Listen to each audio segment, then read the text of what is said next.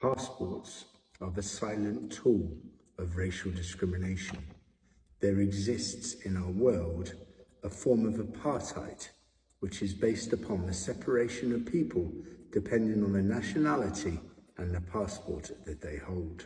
Millions of people globally are disenfranchised from the right to travel because of this passport apartheid.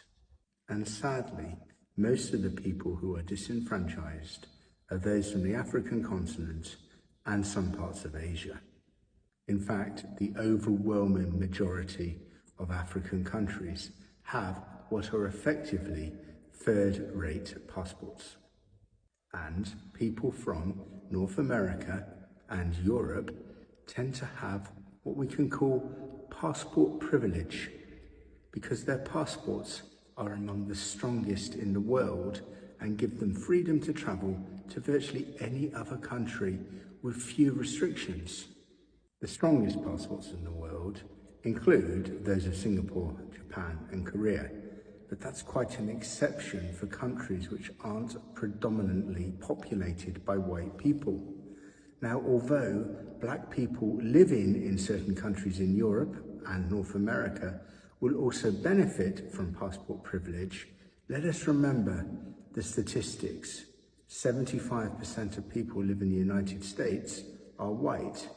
85% of people living in the United Kingdom are white. And similar figures apply to countries like France and Germany. So ultimately, it's another form of white privilege. And people from the African continent are thus denied the right to travel.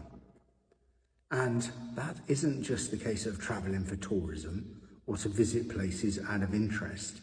That also includes the right to be able to migrate for work, for study, or for healthcare. It's kind of taken for granted and left unquestioned that citizenship of any nation is in fact blood-based. Citizenship is usually blood-based because many countries, and particularly those with the strongest passports, will deny nationality or citizenship to people who are born on their soil unless they have a parent or sometimes grandparent who originates from that country.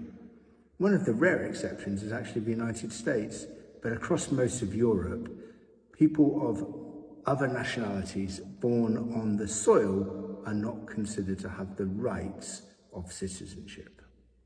So passport apartheid persists. Blood or ancestry is the basis of all rights, and the principles that having the right parents with a Western super citizenship is effectively all that counts. This is another form of effectively what is racism that exists in the world and is rarely questioned by anybody.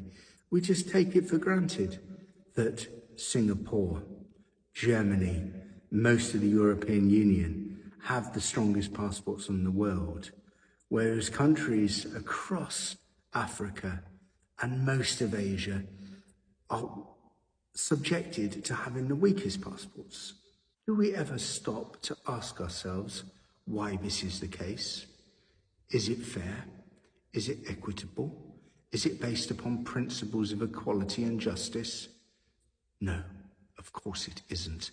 It's another form of structural racism which exists across the globe.